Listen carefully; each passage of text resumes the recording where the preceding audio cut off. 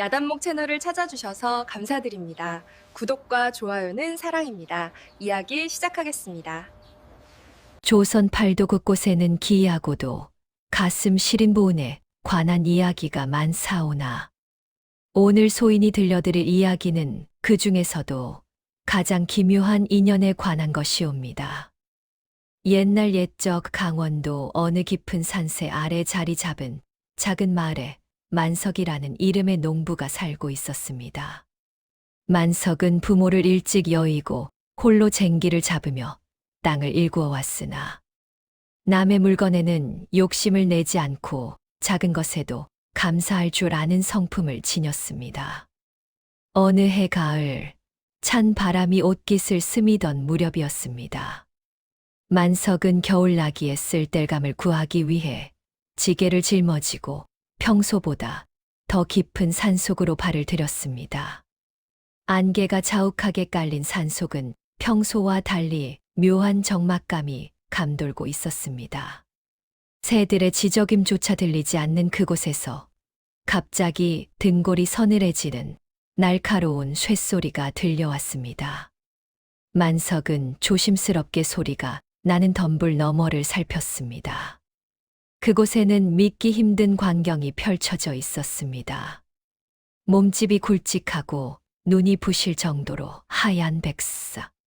한 마리가 사냥꾼이 놓아둔 날카로운 덫에 몸통이 끼어 신음하고 있었던 것입니다.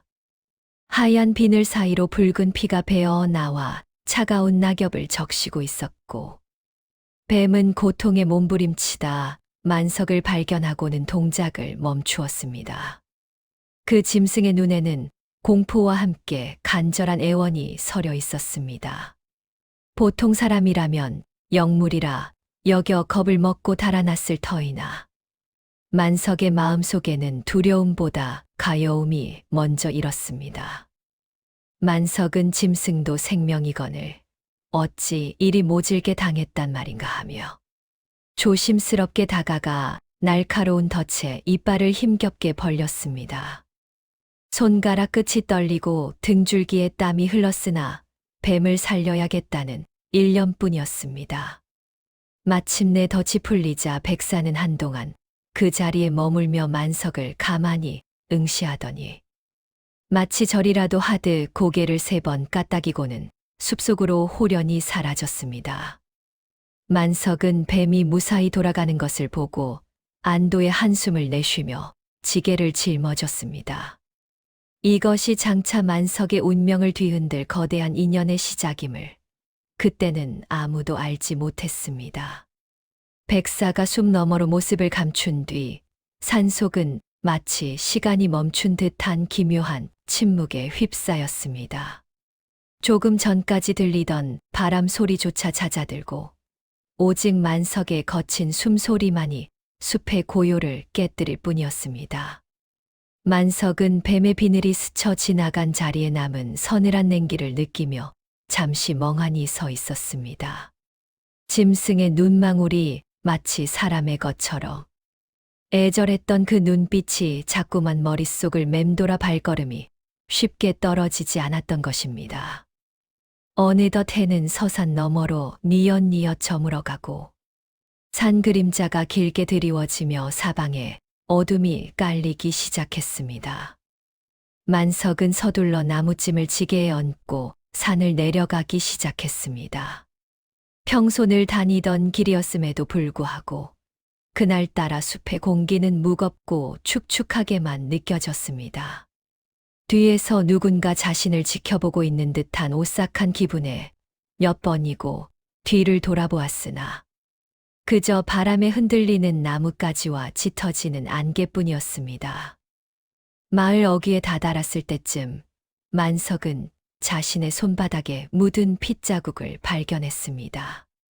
백사를 구해주며 묻은 뱀의 피였습니다. 그는 근처 시냇가에서 조심스레 손을 씻어냈습니다. 차가운 물줄기에 피가 씻겨 내려가며 만석의 마음속 한구석에는 왠지 모를 불안함과 함께 기이한 고향감이 동시에 피어올랐습니다. 그것은 마치 일생을 평범하게 살아온 한 농부의 삶에 도저히 감당하기 힘든 커다란 변화가 다가오고 있음을 알리는 전조와도 같았습니다. 만석의 집은 마을에서도 가장 외진 곳에 자리한 낡고 초라한 초가삼간이었습니다. 부모님이 물려주신 낡은 솥단지 하나와 구멍난 문종이가 그가 가진 전 재산이었으나 만석은 누구를 원망하거나 세상을 탓하지 않았습니다. 집에 돌아온 그는 평소처럼 툇마루에 앉아 거친 보리밥 한 사발로 배를 채우고는 자리에 누웠습니다. 하지만 밖에서 들려오는 산짐승의 울음소리가 그날따라 유독 구슬프게 들려 잠을 청하기가 무척이나 힘들었습니다. 창밖으로 비치는 달빛은 유난히 희고 시려서 방 안을 온통 은빛으로 물들였습니다. 만석은 눈을 감고 잠을 청하려 애썼으나 자꾸만 아까 보았던 그 백사의 흰 비늘이 눈앞에 아른거렸습니다. 그 흰 빛깔은 단순한 짐승의 색이 아니라 마치 고결한 여인의 옷자락처럼 부드럽고 눈부셨습니다. 만석은 마음을 다스리려 애쓰며 깊은 밤을 지새우다 겨우 얕은 잠에 들었습니다. 그러나 그 잠은 그리 길지 못했습니다. 한밤중이 되자 갑자기 마른 하늘에서 날벼락이 치기 시작한 것입니다. 맑았던 하늘이 순식간에 시커먼 구름으로 뒤덮이더니 집이 떠나갈 듯한 천둥 소리와 함께 장대비가 쏟아지기 시작했습니다. 만석은 깜짝 놀라 눈을 떴고 세차게 흔들리는 문종이 너머로 무언가 거대한 운명의 그림자가 다가오고 있음을 직감했습니다. 폭풍우가 몰아치는 그 캄캄한 어둠 속에서 누군가 만석의 집 살인문을 조심스럽게 흔드는 소리가 들려온 것은 바로 그때였습니다. 하늘이 무너져 내릴 듯한 기세로 비가 쏟아지던 그 밤의 풍경은 실로 기괴하였습니다. 번개가 칠 때마다 대낮처럼 환해지는 방 안에서 만석은 숨을 죽인 채 문 밖의 소리에 귀를 기울였지요. 콱콱하는 천둥 소리에 이어 세찬 바람이 문종이를 찢을듯이 몰아치는데 그 요란한 소음 사이로 아주 가냘프고도 규칙적인 소리가 섞여 들려왔습니다. 똑, 똑, 똑. 그것은 분명 짐승의 발길질도 아니요. 바람에 흔들리는 나무 껍질의 소리도 아니었습니다. 사람의 손가락이 나무 문틀을 조심스럽게 두드리는 소리였지요. 만석은 순간 가슴이 철렁 내려앉았습니다. 이 깊은 산골, 외딴 집에 이 험한 밤중에 찾아올 이가 누구란 말인가 하고 말이옵니다. 혹여 귀신일까 아니면 길을 잃은 산적일까 싶어 만석은 마른 침을 삼키며 조심스럽게 자리에서 일어나 문가로 다가갔습니다. 그는 떨리는 목소리로 누구시오라고 물었으나 밖에서는 대답 대신 희미한 신음소리만이 들려올 뿐이었습니다. 비바람은 더욱 거세져 초가집의 지붕이 금방이라도 날아갈 듯 들썩였습니다. 만석은 잠시 망설였습니다. 만약 산 사람이 이 비를 다 맞고 밖에서 떨고 있다면 목숨이 위태로울 것이 분명했기 때문입니다. 평소 남의 어려움을 그냥 지나치지 못하던 만석의 어진 심성이 다시금 고개를 들었습니다. 그는 에라 모르겠다 하는 심정으로 빗장을 지르고 문을 활짝 열어 젖혔습니다. 그 순간 방 안으로 들이친 차가운 빗줄기와 함께 만석의 눈앞에 믿기 힘든 광경이 펼쳐졌습니다. 할인문 앞에 서 있는 이는 뜻밖에도 하얀 소복을 입은 젊은 여인이었습니다.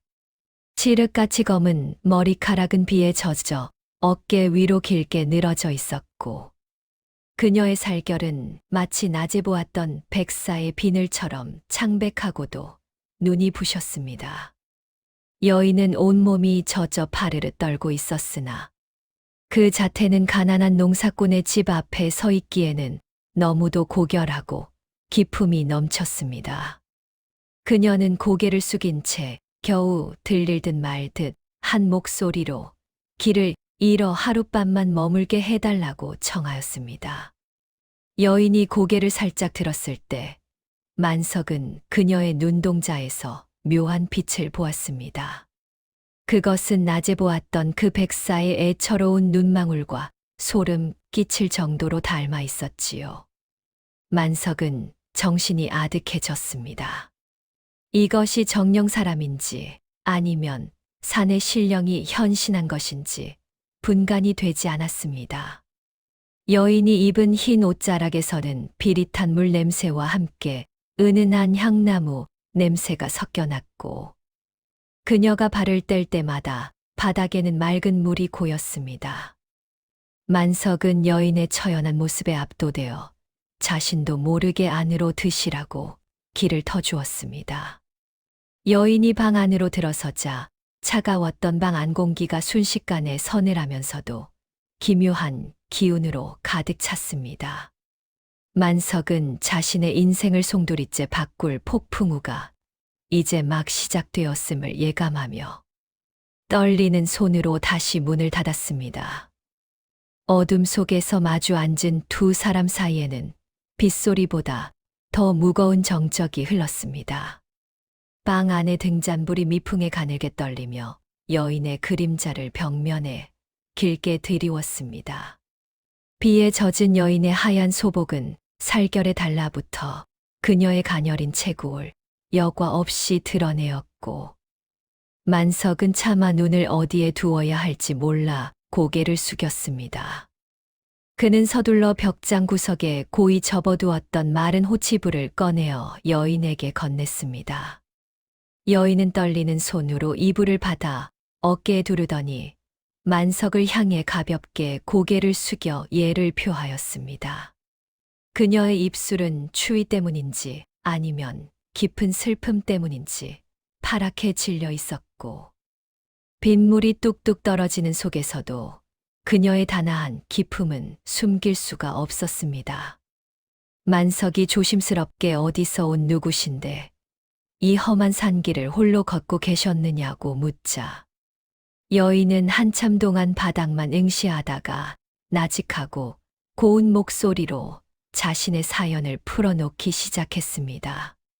그녀는 본래 멀리 떨어진 아랫마을 양반가의 외동딸로 태어났으나 가문의 갑작스러운 화가 닥쳐 부모님을 한나란시에 잃고 말았다고 했습니다.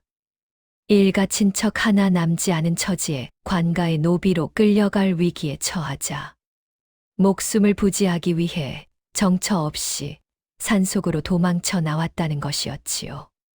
며칠을 굶으며 산을 헤매던 중 갑작스러운 폭풍우를 만났고 멀리서 보이는 만석의 집 불빛을 보고 마지막 힘을 다해 이곳까지 찾아왔노라며 여인은 눈물을 훔쳤습니다. 여인의 목소리는 마치 옥구슬이 굴러가는 듯 청아했으나 그 속에 담긴 슬픔은 만석의 가슴을 저미게 했습니다. 특히 그녀가 부모를 잃고 홀로 남겨졌다는 대목에서 일찍이 부모를 여의고 외롭게 자라온 만석은 동병상련의 정을 느끼지 않을 수 없었습니다. 여인은 자신이 이 비가 그칠 때까지만이라도 처마 밑에서 몸을 피할 수 있게 해준다면 그 은혜를 평생 잊지 않겠노라며 간절히 매달렸습니다. 만석은 잠시 생각에 잠겼습니다.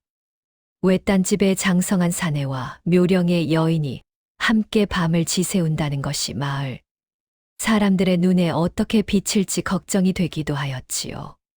하지만 밖은 여전히 천둥이 치고 비바람이 몰아치는 지옥 같은 상황이었습니다. 이런 밤에 여인을 밖으로 내모는 것은 곧 죽으라는 소리와 다름없었기에 만석은 결심한 듯 고개를 끄덕였습니다. 그는 여인에게 좁은 방 한쪽을 내어주며 비루한 집이라 편치 않겠지만 비가 잦아들 때까지 이곳에서 쉬어가라고 말했습니다. 여인은 다시 한번 깊이 머리를 숙이며 감사의 인사를 전했습니다. 그때 만석은 여인의 목덜미 아래로 살짝 보이는 하얀 살결 위에서 기묘하게 빛나는 비늘 모양의 점을 보았습니다. 그것은 아주 찰나의 순간이었으나 만석은 왠지 모를 서늘함이 등줄기를 스쳐 지나가는 것을 느꼈습니다. 하지만 그는 그저 자신이 헛것을 본 것이라 여기며 애써 마음을 다잡았습니다. 그렇게 두 사람의 기이한 동거가 시작되는 첫날 밤이 깊어갔습니다. 하룻밤만 머물겠다던 여인은 갈 곳 없는 처지를 가련히 여긴 만석의 배려로 며칠을 더 머물게 되었습니다. 그런데 참으로 기이한 일은 그 여인이 만석의 집에 발을 들인 그날부터 시작되었습니다. 만석이 평생을 일구어도 돌밭뿐이던 척박한 논과 밭이 하루아침에 기름진 옥토로 변하기 시작한 것이옵니다. 만석이 평소처럼 지게를 지고 밭으로 나가면 어찌 된 영문인지 전날 뽑아도 끝이 없던 잡초들이 말끔히 사라져 있고 흙은 마치 거름이라도 듬뿍 준 듯 검고 촉촉한 기운을 내뿜고 있었습니다. 그뿐만이 아니었습니다. 여인이 만석에 해진 옷을 기우면 그 옷감은 비단처럼 부드러워졌고 그녀가 부엌에서 지어 올리는 밥상은 비록 거친 보리밥이지라도 그 맛이 임금님의 수라상도 부럽지 않을 만큼 감칠맛이 났습니다. 여인이 집안일을 거들기 시작하자 곰팡내 나고 사가 가던 초가삼간에는 은은한 향나무 내음이 감돌았으며 툇마루는 닦지 않아도 윤이 반질반질 나기 시작했습니다. 만석은 매일 아침 눈을 뜰 때마다 꿈을 꾸는 듯한 기분에 자신의 볼을 꼬집어 보곤 하였습니다. 여인은 말이 없었으나 몸가짐이 지극히 정갈하고 부지런하였습니다. 그녀는 해가 뜨기도 전에 일어나 마당을 쓸고 만석의 일터로 나갈 도시락을 준비하였는데 신기하게도 여인이 만진 곡식은 그 양이 줄어들지 않고 오히려 곡간에 가득 차오르는 기묘한 현상이 벌어졌습니다. 마을 사람들은 만석의 집 담장 너머로 흘러나오는 구수한 밥, 냄새와 만석의 얼굴에 핀 화색을 보며 고개를 갸우뚱거리기 시작했습니다.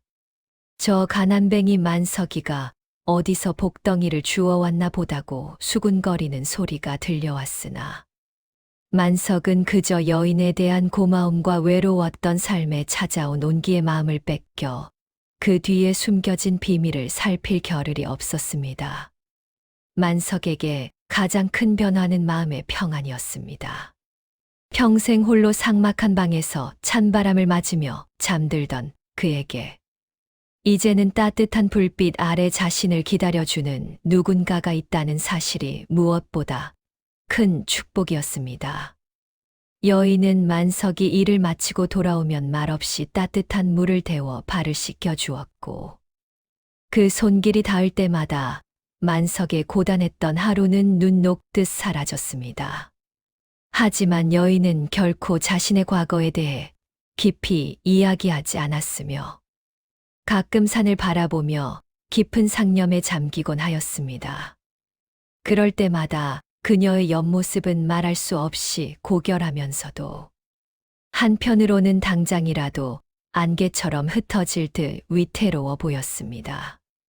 만석은 이 행복이 영원하기를 바랐으나 산골 마을의 평화는 그리 오래가지 못하는 법이었습니다. 만석의 집 담장 너머로 풍기는 고소한 기름, 냄새와 정갈한 웃음소리는 마을 사람들의 마음속에 부러움을 넘어선 묘한 반감을 심어주었습니다. 특히 평소 만석을 무시하며 지냈던 이웃들은 하루아침에 만석의 농사가 풍년이 들고 그가 비단옷을 걸치기 시작하자 배가 아파 견딜 수가 없었지요. 마을에서 입이 가장 가벼운 김서방은 주막에 앉아 술잔을 기울이며 사람들에게 은밀하게 속삭였습니다. 여보게들, 저 만석이가 어디서 저런 여인을 데려왔는지 아는가? 아무리 눈을 씻고 봐도 이 근방관과 지명에도 저리 고울 수는 없네. 게다가 저 여인이 들어온 뒤로 만석이네 밭에만 비가 내리고 곡식이 2배로 자란다니 이게 제정신으로 믿길 일인가. 혹여 저 여인이 사람이 아니라 여우나 뱀이 둔갑한 것이라면 어찌하겠는가. 김서방의 말 한마디에 사람들의 눈빛은 일순간에 의심으로 가득 찼습니다. 사람들은 만석의 집 앞을 지나갈 때마다 걸음을 멈추고 안을 훔쳐보았고, 여인이 가끔 마당을 쓸러 나오면 마치 무서운 괴물이라도 본 듯 멀찍이 달아나 수군거렸습니다. 마을의 최고 어른인 촌장조차 만석을 불러 조심스럽게 충고를 건네기에 이르렀지요. 만석아, 자네의 형편이 좋아진 것은 축하할 일이나 정체 모를 여인을 집에 들여 마을의 기운을 어지럽히는 것은 아닌지 깊이 생각해 보게나. 만석은 촌장의 말에 억장이 무너지는 듯 했습니다. 자신에게는 생명의 은인이자 집안을 일으켜준 보배 같은 여인이건만 마을 사람들은 그녀를 요물 취급하며 몰아세우고 있었기 때문입니다. 만석은 사람들의 눈총을 피해 여인을 더욱 극진히 대접하려 애썼으나 정작 여인의 표정은 갈수록 어두워져만 갔습니다. 그녀는 마을 사람들의 수군거림을 이미 다 알고 있다는 듯 깊은 밤이면 마당 한 구석에서 달을 보며 긴 한숨을 내쉬곤 하였습니다. 어느 날부터인가 마을에는 흉흉한 징조가 나타나기 시작했습니다. 마을의 가축들이 갑자기 이유 없이 쓰러져 죽거나 밤마다 산에서 짐승들의 처절한 울음소리가 들려온 것이지요. 사람들은 이 모든 재앙이 만석의 집에 들어온 여인 때문이라고 확신하기 시작했습니다. 만석은 여인을 믿으려 노력했으나 매일같이 쏟아지는 비난과 의심의 눈초리에 조금씩 마음이 흔들리기 시작했습니다. 여인의 고결한 아름다움이 이제는 왠지 모를 서늘함으로 다가왔고, 그녀의 발소리가 들릴 때마다 만석은 자신도 모르게 어깨를 움츠리게 되었습니다. 정과 불신 사이에서 갈등하던 만석의 가슴 속에는 어느덧 불안이라는 독초가 자라나고 있었던 것이옵니다.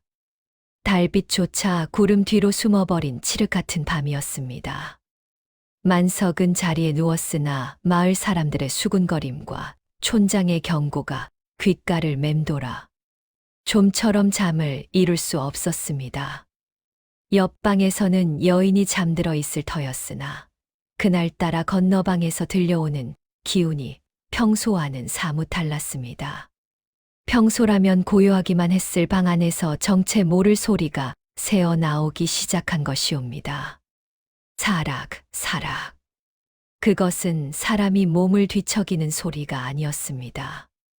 마치 거친 비단 자락이 바닥을 훑거나 혹은 무언가 거대하고 매끄러운 것이 흙바닥을 쓸며 지나가는 듯한 소름 끼치는 마찰음이었습니다.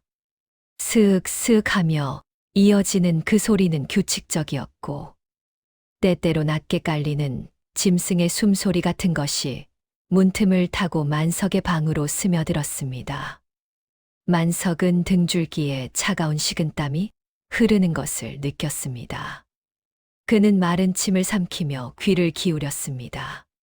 잠시 후 소리는 멈추었으나 이번에는 무언가 눅눅하고 비릿한 냄새가 코끝을 스쳤습니다. 그것은 비 오는 날 산속 깊은 동굴에서나 날 법한 흙내음과 물비린내가 섞인 묘한 악취였습니다. 만석은 머릿속으로 낮에 보았던 백사의 모습을 떠올리지 않을 수 없었습니다. 설마 정말로 저 여인이 뱀이 둔갑한 것이란 말인가. 만석의 가슴은 방망이질 쳤고 당장이라도 문을 박차고 나가 확인하고 싶은 충동과 혹여 진실을 마주하게 될까 두려운 마음이 거칠게 충돌하였습니다. 그는 여인이 자신에게 베풀어준 은혜를 생각하며 고개를 저었습니다. 끼니를 걱정하던 가난한 농부에게 따뜻한 밥을 지어주고 얼어붙은 방 안을 온기로 채워준 그 고마운 여인이 요물일 리 없다고 스스로를 다독였습니다. 하지만 일심이라는 것은 한 번 싹을 틔우면 걷잡을 수 없이 자라나는 법이지요. 만석은 문창살 너머로 비치는 여인의 방 그림자를 뚫어지게 응시하였습니다. 등잔불도 켜지지 않은 방 안에서 거대한 무언가가 꿈틀거리며 벽면을 가득 채우는 듯한 착각이 들었습니다. 만석은 그 밤을 꼬박 새우며 번민하였습니다. 만약 그녀가 정말 영물이라면 자신은 어찌해야 할 것인가? 은혜를 갚기 위해 온 것이라면 모른 척 덮어주는 것이 도리인가? 아니면 마을의 안녕을 위해 당장 쫓아내야 하는가? 만석의 머릿속은 수만 가지 생각으로 뒤엉켰습니다. 동이 터올 무렴 소리는 씻은 듯이 사라졌고 여인은 평소와 다름없이 정갈한 모습으로 마당을 쓸기 시작했습니다. 하지만 그녀를 바라보는 만석의 눈에는 이미 깊은 불신의 안개가 끼어 있었습니다. 여인은 그런 만석의 시선을 아는지 모르는지 그저 슬픈 기색이 역력한 눈으로 뒷마당의 작은 단지 쪽을 바라볼 뿐이었습니다.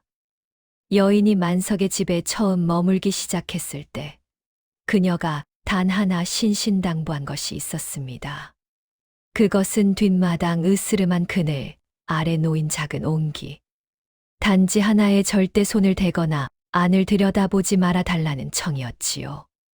만석은 그때만 해도 여인의 말이라면 하늘의 명처럼 받들었기에 그 약속을 철저히 지켜왔습니다.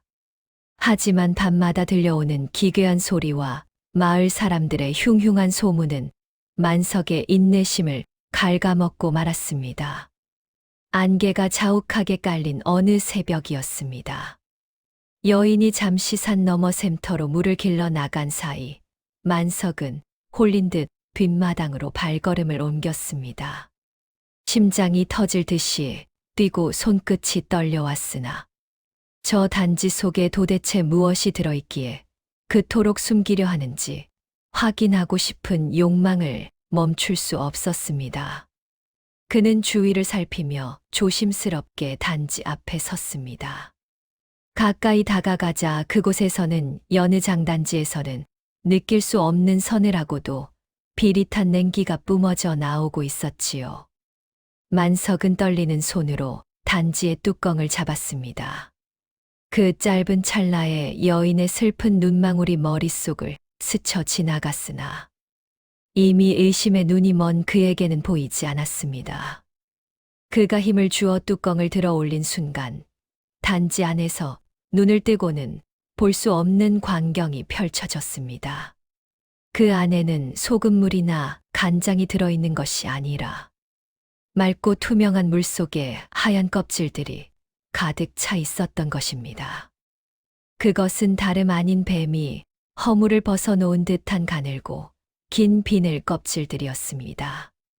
그런데 기이한 것은 그 허물들이 마치 살아있는 듯 물속에서 은은한 빛을 내며 꿈틀거리고 있었고 그 사이사이에 만석이 여인에게 사주었던 옷자락 조각들이 섞여 있었습니다.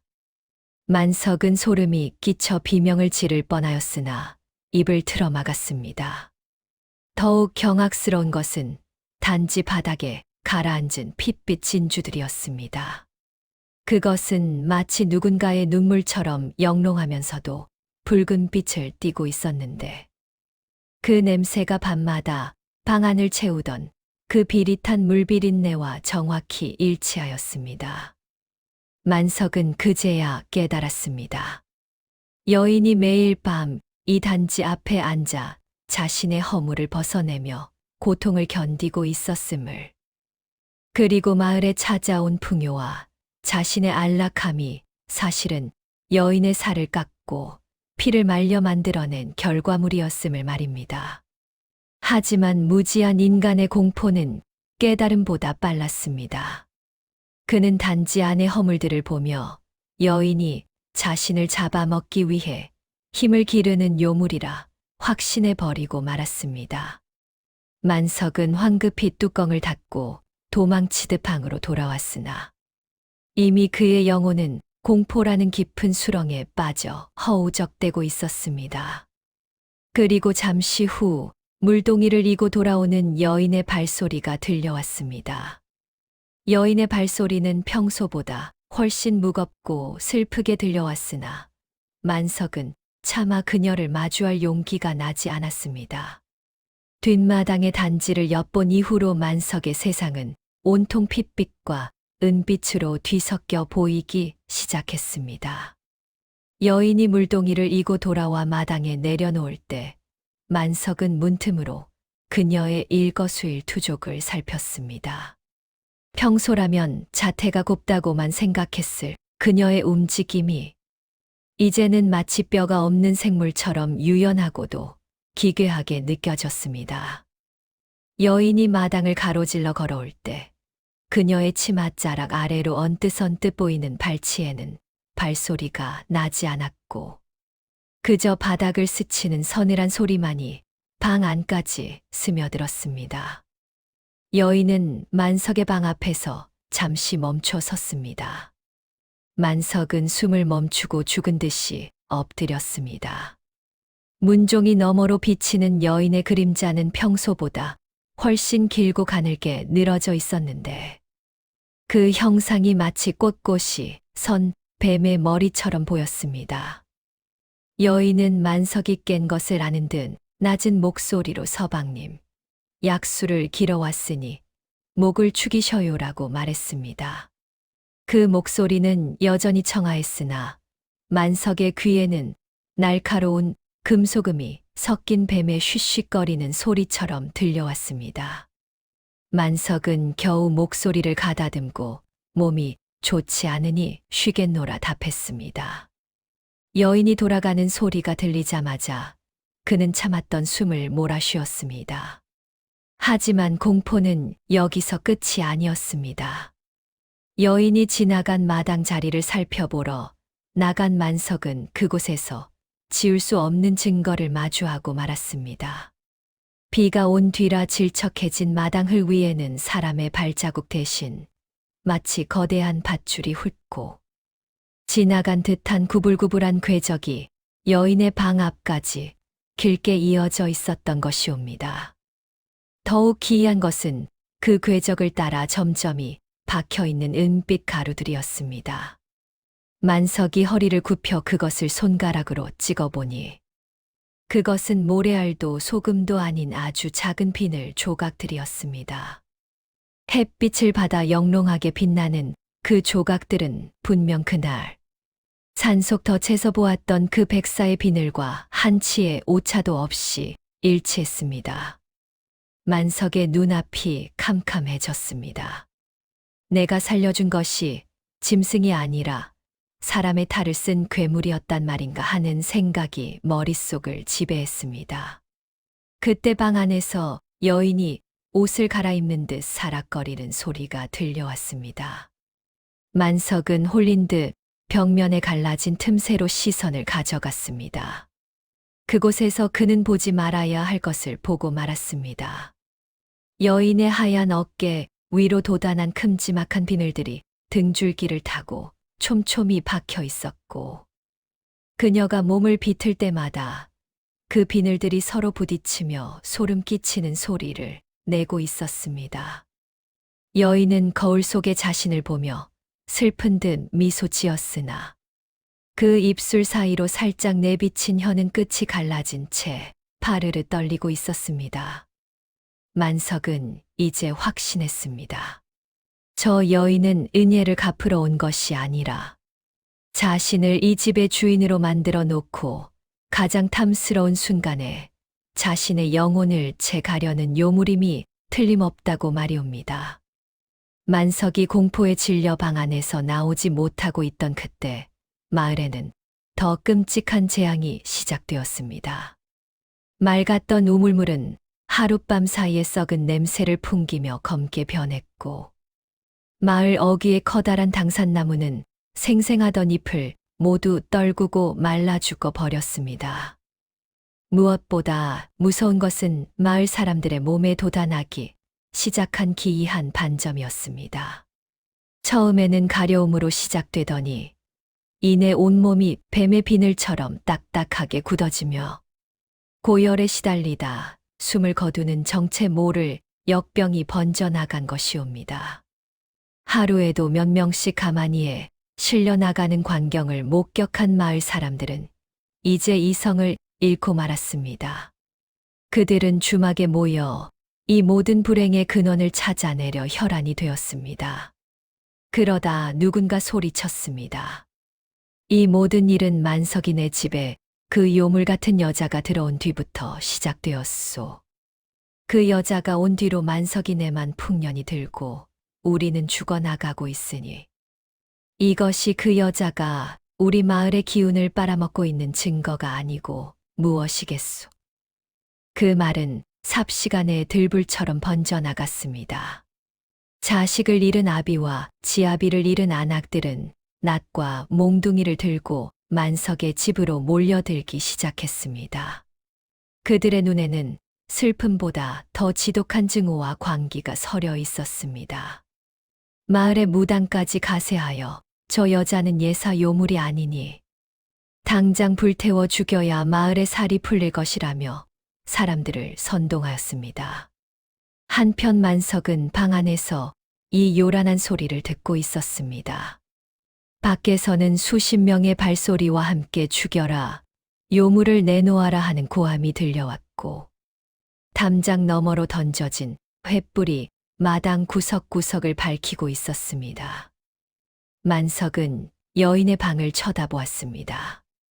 여인은 도망칠 생각도 하지 않은 채 그저 단정하게 앉아 거울을 보며 머리를 빗고 있었습니다.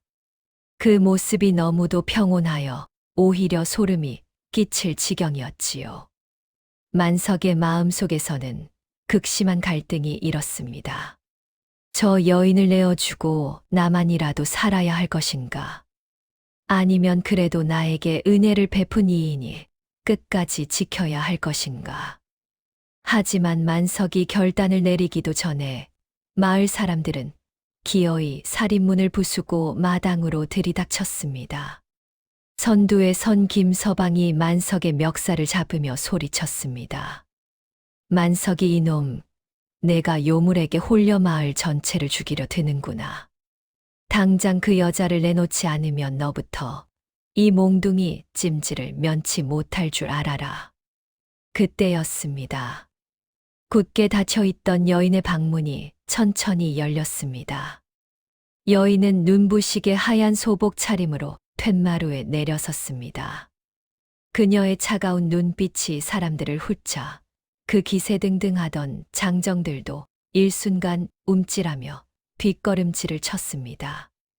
여인의 몸에서는 형언할 수 없는 서늘한 기운이 뿜어져 나왔고 그녀의 발치에는 안개가 자욱하게 깔리기 시작했습니다.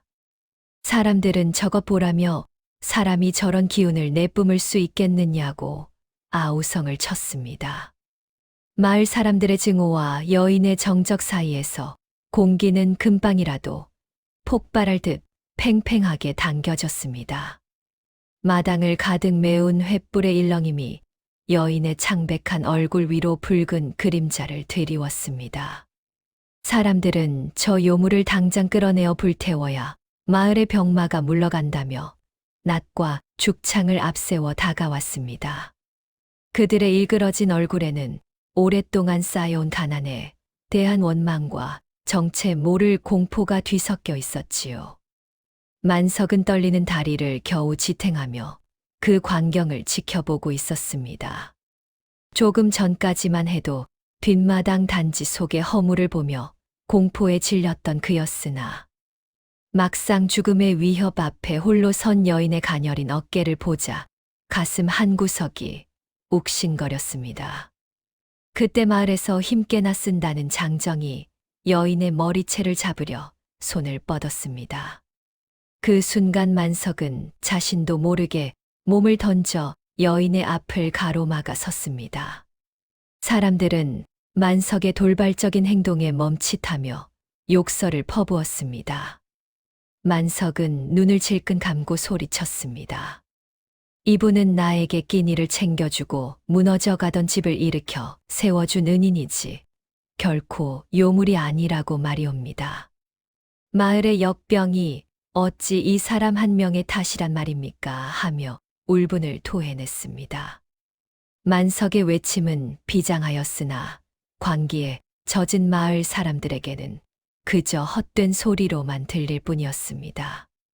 오히려 그들은 만석마저 요물에게 영혼을 팔아넘긴 배신자로 몰아세우며 더욱 거세게 횃불을 들이댔습니다. 만석의 등 뒤에서 여인의 나직한 흐느낌이 들려왔습니다.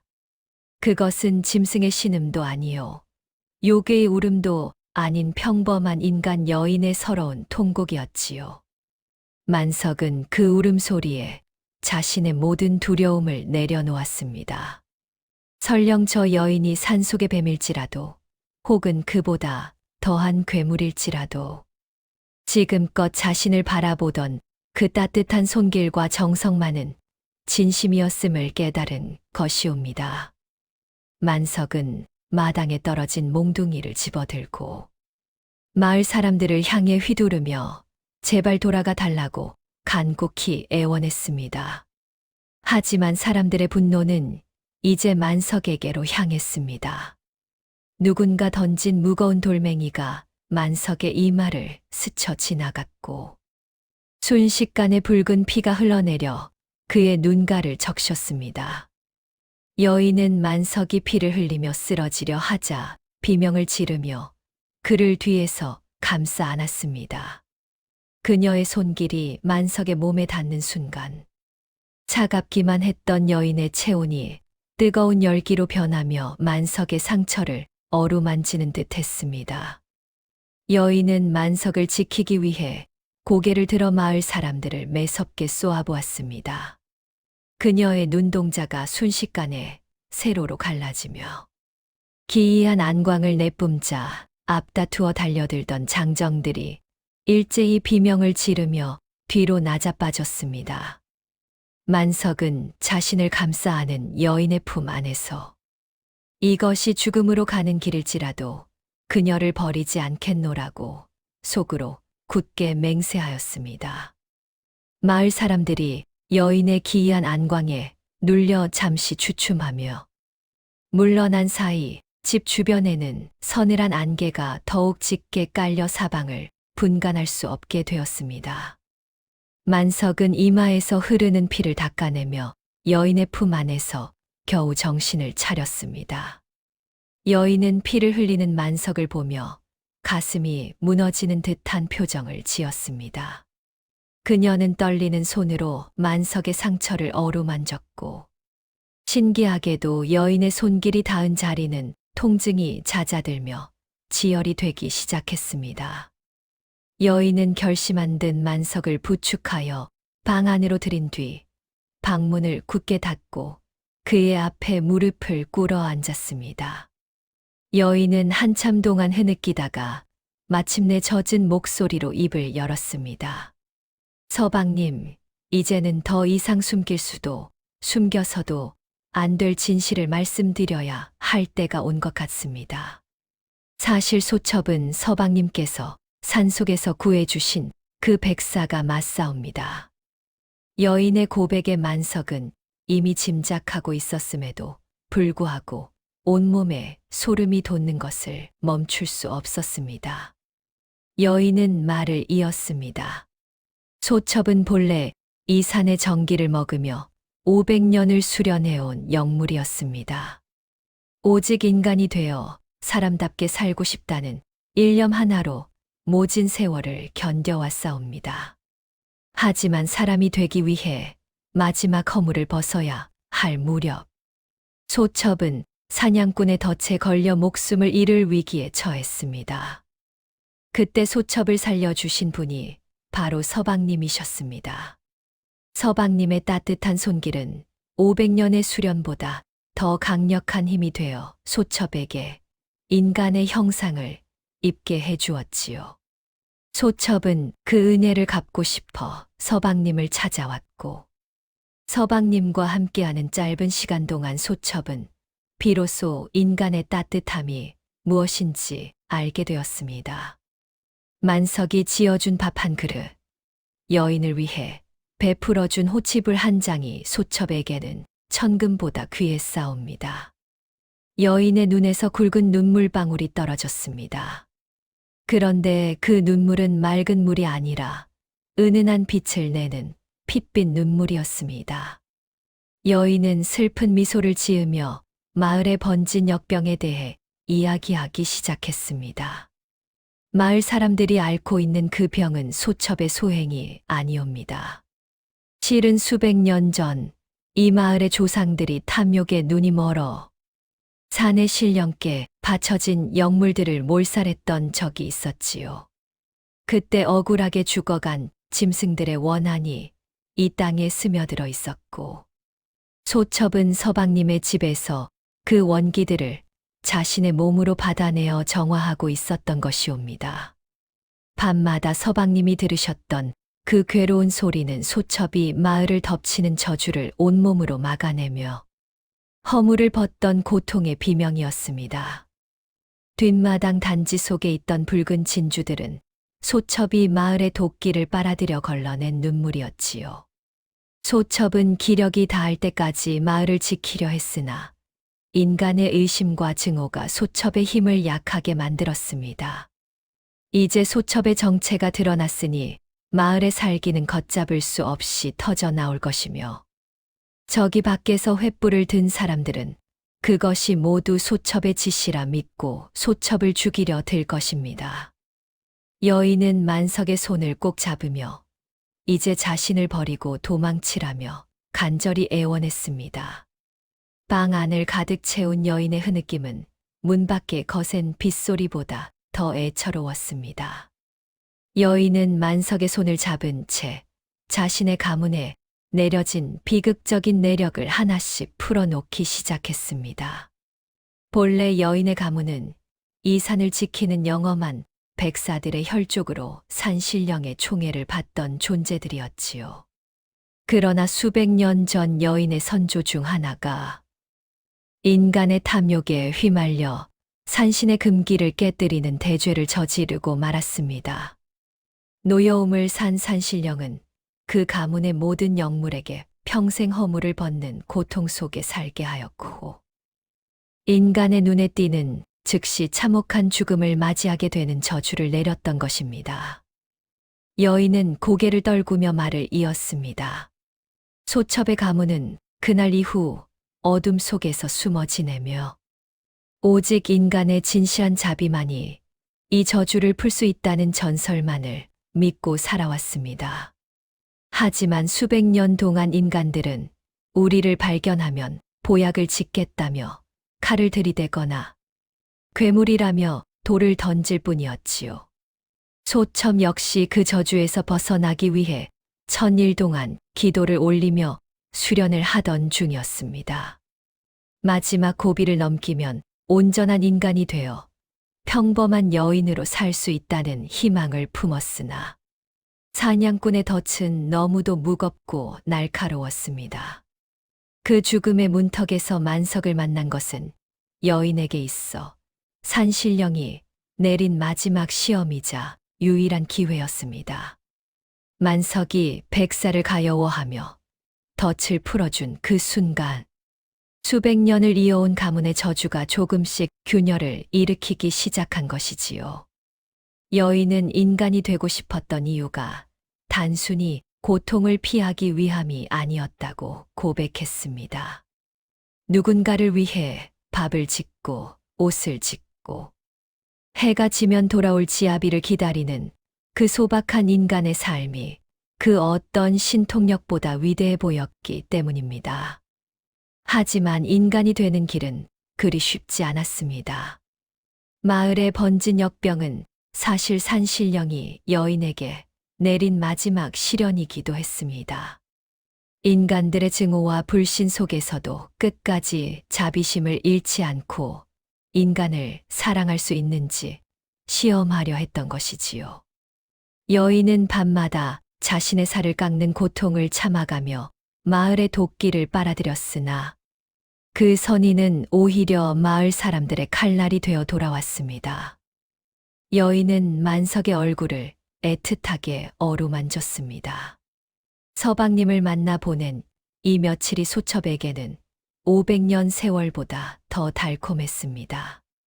이제 소첩의 수련은 깨어지고 말았으나 서방님만큼은 마을 사람들의 손에 다치게 하고 싶지 않사옵니다. 소첩이 나갈 테니 부디 이 옹벽 뒤에 숨어 계셔요. 여인의 결연한 태도에 만석은 가슴이 찢어지는 듯한 아픔을 느꼈습니다. 인간의 탈을 쓴 마을 사람들은 증오에 눈이 멀어 있는데 짐승의 태생을 가진 여인은 도리어 인간을 걱정하고 있었으니 이 얼마나 기구한 운명이란 말입니까? 방바끈 광기에 젖은 마을 사람들의 함성으로 떠나갈 듯하였으나 방 안은 서늘한 정적만이 감돌고 있었습니다. 여인은 만석의 손을 잡은 채 자신의 마지막 남은 빛의 기자, 가장 가혹한 진실을 이야기하기 시작했습니다. 마을을 뒤덮은 이 검은 죽음의 기운은 단순한 역병이 아니라 수백 년 전 억울하게 죽어간 산의 영물들이 내뱉은 마지막 저주였기에 그 한을 풀지 않고서는 그 누구도 살아남을 수 없다는 것이었지요. 여인은 떨리는 목소리로 말을 이었습니다. 이 저주를 잠재우고 마을을 구하기 위해서는 진정한 희생이 필요하옵니다.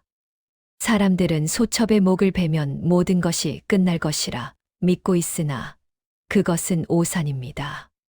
짐승의 피는 오히려 저주를 더욱 깊게 만들 뿐이지요. 이 재앙을 멈출 수 있는 유일한 길은 가장 순결한 인간의 자비심이 담긴 피와 영물의 가장 소중한 내단이 하나로 합쳐져 땅을 적시는 것뿐이옵니다. 여인의 눈동자는 슬픔으로 가득 찼습니다. 그것은 곧 만석과 여인 두 사람 중 누군가가 혹은 두 사람 모두가 목숨을 걸어야 한다는 뜻이었기 때문입니다. 만석은 여인의 말을 들으며 자신의 가슴 한구석이 서늘해지는 것을 느꼈습니다. 평생을 가난하고 외롭게 살아온 그에게 처음으로 사람 사는 법을 알려주고 온기를 나누어 준 여인이었습니다. 그런 그녀를 마을 사람들의 칼날 아래 내던질 수는 없는 노릇이었지요. 만석은 결심한 듯 여인의 손을 꼭 잡았습니다. 만약 나의 보잘것없는 목숨이 그대의 희생과 합쳐져 이 마을을 살릴 수 있다면 나는 기꺼이 그리하겠소. 만석의 단호한 태도에 여인은 고개를 저으며 눈물을 쏟았습니다. 아닙니다, 서방님. 소첩이 이 땅의 모든 도끼를 품고 사라지면 됩니다. 서방님께서는 그저 살아남아 소첩을 기억해 주시는 것만으로 충분하옵니다. 두 사람이 서로의 안위를 걱정하며 눈물을 흘리는 사이 마을 사람들은 기어이 방문 앞까지 들이닥쳤습니다. 그들의 손에 들린 횃불 연기가 문틈을 타고 들어와 숨을 턱턱 막히게 했지요. 그때 마을 사람들 뒤쪽에서 서늘하고도 예리한 기운이 느껴졌습니다. 마을 사람들이 길을 비켜주며 경외의 눈빛을 보내는 그곳에는 검은 도포를 휘날리며 구리 거울을 가슴에 찬 정체 모를 도사가 서 있었습니다. 그는 마을의 역병을 고쳐주겠다며 나타난 자였으나 그의 눈에는 자비가 아닌 탐욕스러운 살기가 서려 있었습니다. 도사는 날카로운 목소리로 방 안을 향해 호령했습니다. 요물은 당장 나와서 천벌을 받으라. 내 놈이 인간의 가죽을 뒤집어 쓰고 마을의 정기를 빨아먹으니 하늘이 노하여 역병을 내린 것이 아니냐. 도사의 말에 선동된 사람들은 더욱 거세게 문을 발로 차기 시작했습니다. 여인은 이제 시간이 없음을 직감했습니다. 그녀는 만석의 품에서 벗어나 천천히 자리에서 일어났습니다. 여인의 몸에서 뿜어져 나오는 은은한 백색 광채가 방 안을 환하게 비추었으나 그것은 마치 꺼지기 직전의 등불처럼 위태롭게 흔들리고 있었습니다. 진정한 희생이 무엇인지, 그리고 이 비극의 끝이 어디로 향할지. 산신령조차 숨을 죽이고 지켜보는 운명의 시간이 다가오고 있었던 것이옵니다. 방문이 부서져 나가며 들이친 것은 차가운 빗줄기만이 아니었습니다. 검은 도포를 휘날리며 들어온 도사의 손에는 기괴한 문양이 새겨진 칠성검이 들려 있었고, 그의 가슴에 매달린 구리 거울은 일렁이는 횃불을 반사하며 방 안의 어둠을 날카롭게 찢어 밝였습니다. 마을 사람들은 도사의 위압적인 기세에 눌려 마당으로 물러났으나 그들의 눈에는 이제 곧 요물을 처단하고 역병에서 벗어날 수 있다는 광기 어린 기대감이 서려 있었습니다. 도사는 방 안을 천천히 훑더니 툇마루에 선 여인을 향해 비릿한 웃음을 지었습니다. 그는 마을 사람들에게 외쳤던 정의로운 목소리와는 달리 오직 여인만이 들을 수 있을 만큼 나직하고 탐욕스러운 목소리로 속삭였습니다. 500년을 묵은 백사의 내단이라니. 내 평생 이런 영물을 마주할 기회가 또 있겠느냐며 자신의 본색을 드러낸 것이옵니다. 사실 이 도사는 마을의 역병을 고치러 온 선량한 도인이 아니라 영물들의 내단을 빼앗아 자신의 수명을 늘리고 사악한 도수를 부리는 파괴승이자 약탈자였습니다. 그는 여인이 마을의 도끼를 빨아들여 기력이 쇠잔해진 틈을 타서 그녀의 목숨과 내단을 한꺼번에 가로채려 했던 것이지요. 도사는 품 안에서 붉은 글씨가 쓰인 부적을 꺼내 공중에 날렸습니다. 부적은 마치 살아있는 새처럼 날아올라 여인의 머리 위에서 타오르기 시작했고, 그 불꽃이 여인의 하얀 소복을 그을리며 그녀의 숨통을 조여왔습니다. 여인은 고통스러운 듯 신음하며 무릎을 꿇었으나 도사는 아랑곳하지 않고 칠성검을 높이 치켜들었습니다. 그때 방구석에 쓰러져 있던 만석이 이성을 잃고 소리를 지르며 도사에게 달려들었습니다. 비록 가진 것은 맨손뿐이었으나 자신을 위해 목숨을 걸고 마을의 저주를 막아내던 여인을 이대로 보낼 수는 없었습니다. 만석은 도사의 도포 자락을 붙잡고 늘어지며 제발 그만두라고, 이분은 사람이 아니라 해도 사람보다 훨씬 고귀한 성품을 지녔다며 울부짖었습니다. 하지만 사악한 힘을 가진 도사에게 평범한 농부의 힘은 보잘것없는 것이었습니다. 도사는 귀찮다는 듯 만석을 발로 차내며 차가운 눈빛으로 쏘아보았습니다.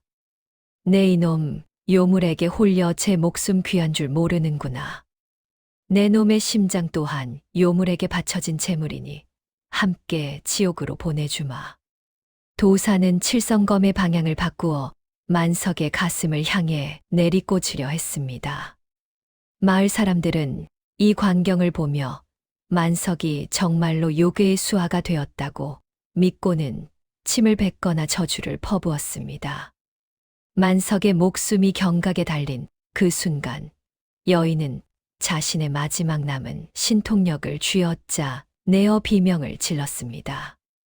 그녀의 비명은 산을 뒤흔들고 구름을 가를 만큼 처절하였으며 그 소리와 함께 방 안에는 거대한 백색 섬광이 폭발하듯 번져나갔습니다. 도사가 지켜든 칠성검의 서슬퍼런 칼날이 번개와 함께 번뜩였습니다. 그 서늘한 검기 아래 무릎을 꿇은 여인의 눈에는 죽음의 공포보다 지아비와 다름없던 만석을 향한 걱정만이 가득하였지요. 도사는 비릿한 웃음을 지으며 내 놈들이 저승길 동무가 되는 것을 영광으로 알라며 단숨에 칼을 내리꽂으려 했습니다. 마을 사람들은 비명을 지르며 고개를 돌렸고 빗줄기는 더욱 거세져 마당에 흙탕물을 튀어 오르게 했습니다. 그 찰나의 순간 만석의 머릿속에는 여인이 자신에게 베풀어준 온갖 정성들이 주마등처럼 스쳐 지나갔습니다. 추운 겨울밤을 데워주던 따뜻한 탕국과 달아 없어진 버선을 깊던 가녀린 손길. 그리고 남들의 멸시 속에서도 오직 자신만을 믿고 미소 짓던 그 눈망울이 떠올랐습니다. 만석은 자신이 한때 그녀를 의심하고 두려워했던 것이 뼛속까지 시리도록 후회되었습니다. 그는 비천한 목숨이라도 이 고귀한 인연을 지킬 수만 있다면 더 바랄 것이 없다고 생각했습니다. 만석은 전 먹던 힘까지 쥐어짜 내어 여인의 앞을 막아섰습니다. 푹 하는 소름 끼치는 소리와 함께 도사의 칼날이 여인의 가슴이 아닌 만석의 등줄기를 깊게 파고들었습니다. 뜨거운 핏줄기가 만석의 거친 삼배옷을 순식간에 붉게 물들였고 그는 고통을 느낄 새도 없이 여인의 품으로 고꾸라졌습니다. 여인은 경악하며 만석을 부둥켜 안았습니다.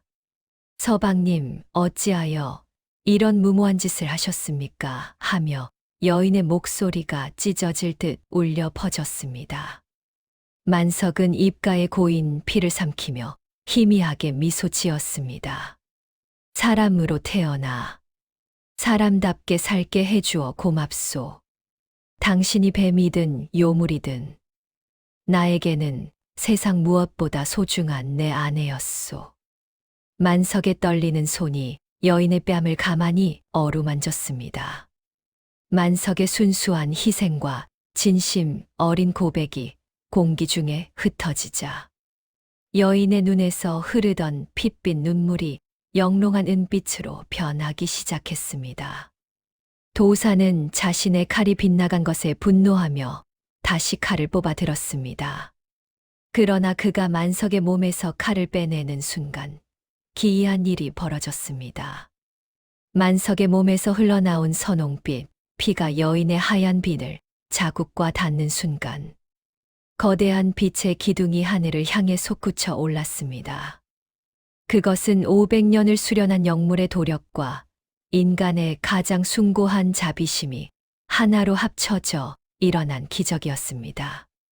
도사는 그 찬란한 빛에 눈이 멀어 비명을 지르며 뒤로 나잡해졌고 마을 사람들은 이 신비로운 광경 앞에 넋을 잃고 엎드렸습니다.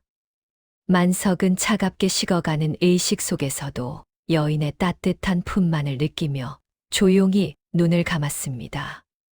만석의 뜨거운 선혈이 여인의 하얀 소복을 붉은 모란 꽃처럼 적셔갔습니다. 여인은 숨이 멎어가는 만석을 품에 안고 억장이 무너지는 통곡을 내뱉었지요. 그 통곡 소리는 짐승의 울부짖음도 아니요. 요괴의 괴성도 아닌 정인을 잃은 한 여인의 가장 순수하고도 처절한 읍소였습니다. 만석의 손이 힘없이 바닥으로 떨어지자 여인의 몸에서 뿜어져 나오던 은빛 광채는 더욱 찬란하고도 서늘하게 변해갔습니다.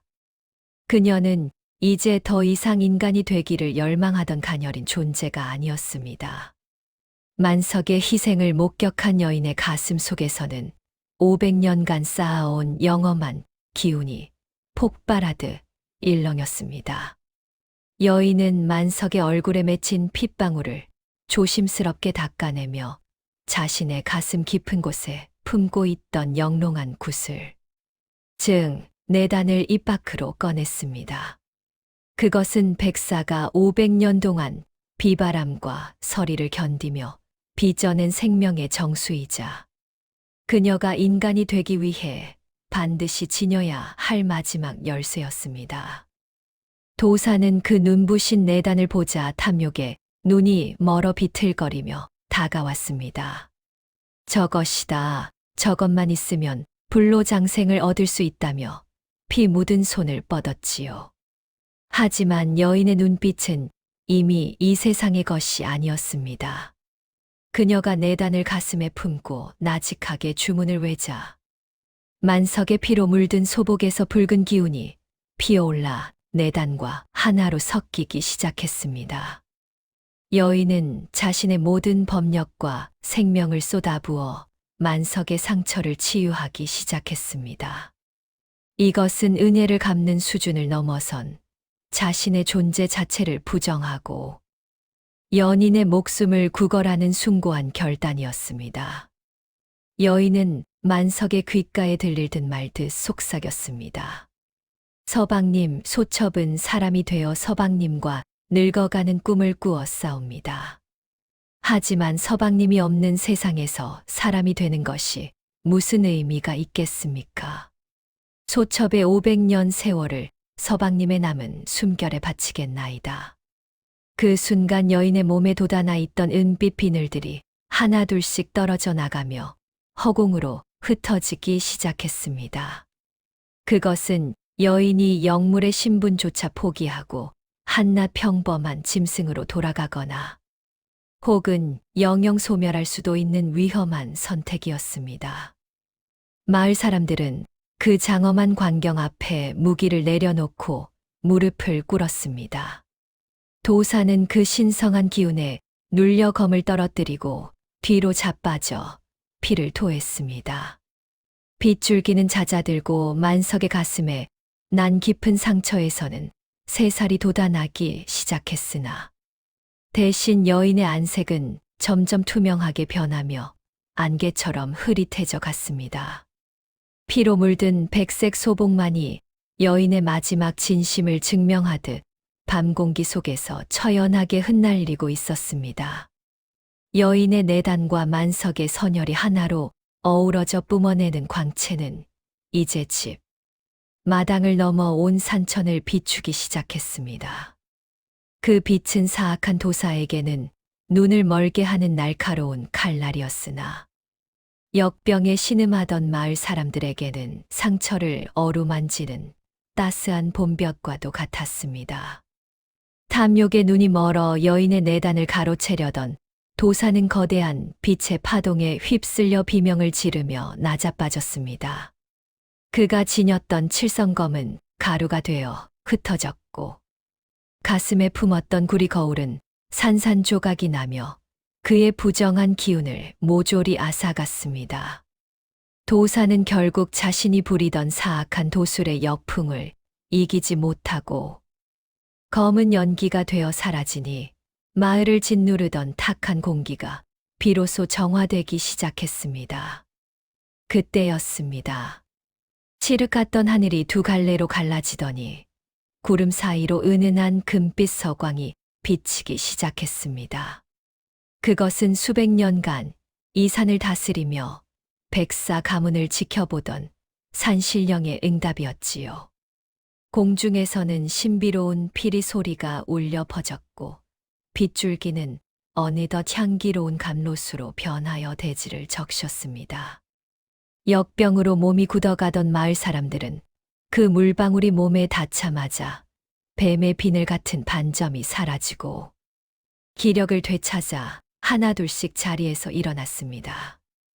사람들은 자신들의 어리석음을 뉘우치며 만석의 집 마당을 향해 엎드려 절을 올렸습니다.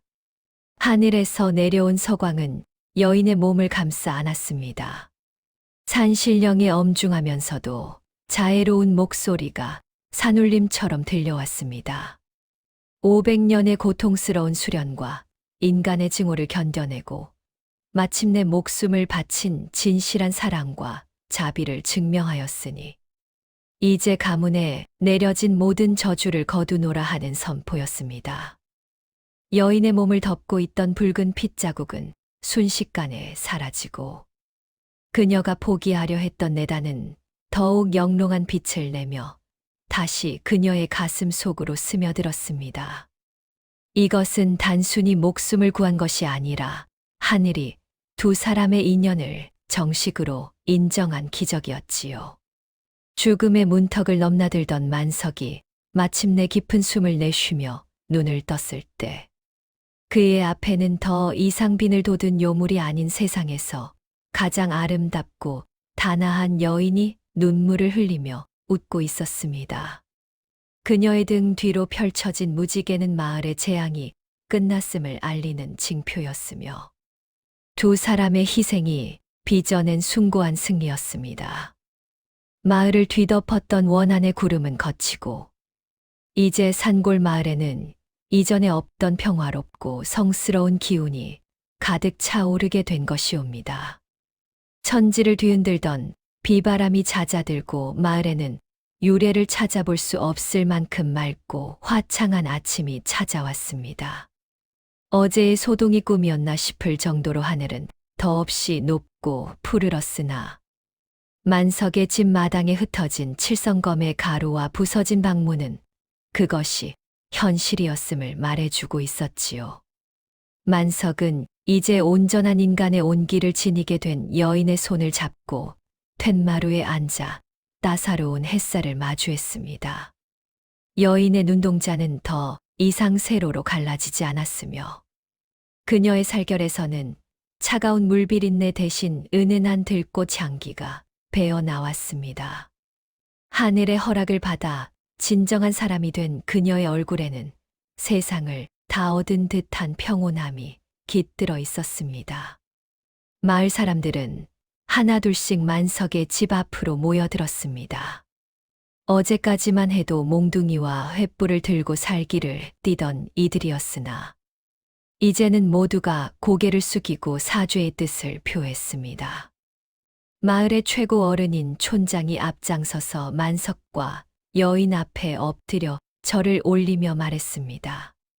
무지한 우리들이 영물의 자비심을 몰라보고 큰 죄를 지었소. 자네들과 저 댁내의 여인이 아니었으면 우리 마을은 벌써 시체가 산을 이루었을 것이네. 이 은혜를 어찌 다 갚아야 할지 모르겠구먼. 마을 사람들은 자신들이 가져온 쌀가마니와 귀한 옷감들을 마당 가득 쌓으며 용서를 구했습니다. 만석은 그들의 사죄를 너그럽게 받아들였습니다. 미움은 또 다른 미움을 낳을 뿐이며 자신이 지켰던 이 사랑 또한 자비심에서 시작된 것임을 알고 있었기 때문입니다.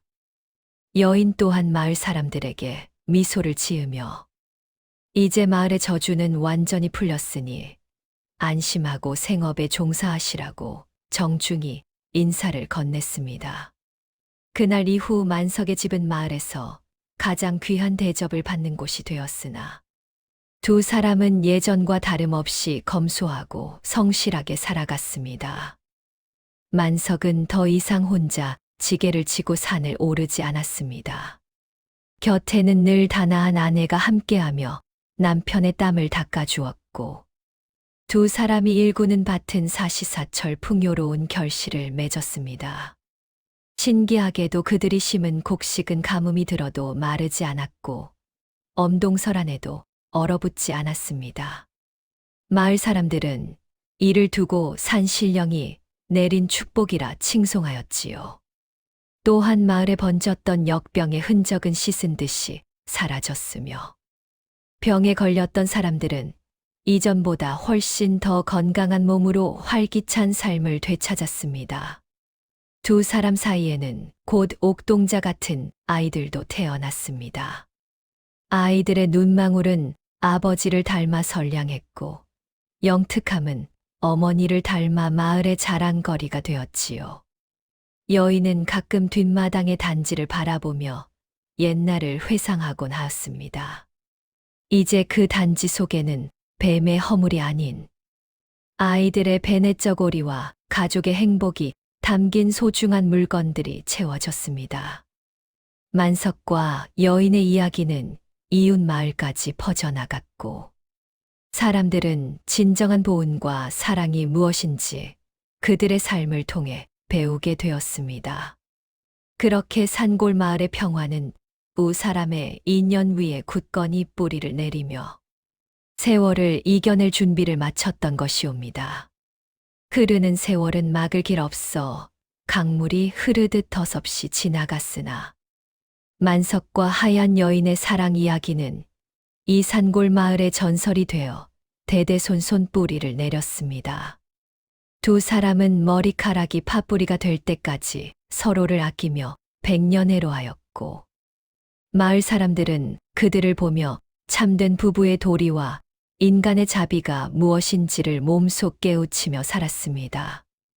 만석이 90을 넘기고 천수를 다해 눈을 감던 날, 집 주변에는 생전 처음 보는 하얀 나비들이 수천 마리 날아들었고 은은한 향나무 내음이 온 마을을 가득 채웠다고 전해집니다.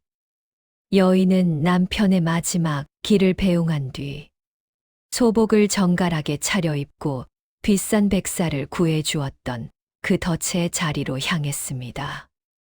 마을 사람들이 뒤를 쫓아갔을 때는 이미 그녀의 모습은 보이지 않았고 오직 눈부시게 하얀 옷자락 한 점만이 바위 위에 가지런히 놓여 있었다고 합니다. 그날 이후 마을 사람들은 그곳에 작은 사당을 짓고 정성을 다해 제를 올렸으며 신기하게도 그 마을에는 그 뒤로 단 한 번의 역병이나 흉년이 들지 않는 축복이 이어졌습니다. 오늘 소인이 들려드린 이 기묘한 비화는 단순히 짐승이 은혜를 갚았다는 예시하기에 그치지 않습니다.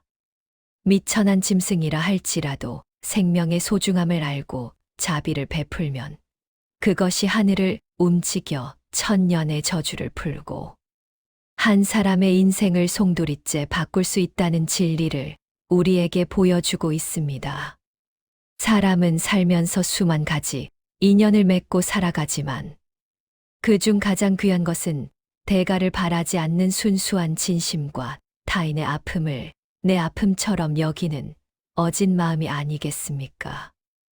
어르신들께서는 평생을 살아오시며 수많은 풍파를 겪으셨을 터이나 오늘 이 만석의 이야기를 통해 가슴 한구석에 따뜻한 온기 하나를 품고 돌아가셨으면 하는 바람입니다. 짐승조차 보은을 아는데 만물의 영장인 우리 인간들이 서로를 시기하고 의심하며 살아서야 되겠느냐는 그 옛날 이야기꾼의 뼈 있는 한마디를 되새겨봅니다. 오늘 들려드린 백사와 농부의 인연이 여러분의 남은 여생에도 은은한 복이 되어 깃들기를 진심으로 기원하옵니다. 기나긴 시간 동안 소인의 비루한 이야기에 귀를 기울여 주신 시청자 여러분, 진심으로 머리 숙여 감사의 인사를 올립니다. 오늘 이 이야기가 여러분의 마음에 작은 울림과 감동을 주었다면 잊지 마시고 구독과 좋아요를 눌러 소인에게 큰 힘을 보태주십시오. 여러분의 작은 격려가 소인에게는 다음 이야기를 준비할 수 있는 커다란 원동력이 되옵니다. 혹여 이야기 중에 놓친 감동이 있으시거나 다시금 그 신비로운 여운을 느끼고 싶으시다면 처음부터 다시 한번 영상을 시청해 보시는 것도 권해드립니다. 반복해서 들으실수록 만석의 진심과 여인의 희생이 더 깊게 다가올 것이옵니다. 소인은 조만간 더욱 기묘하고 가슴 뭉클한 조선의 비화를 품고 다시 찾아뵙겠습니다. 그때까지 평안하시고 늘 만복이 깃드시길 바랍니다. 시청해 주셔서 대단히 고맙습니다.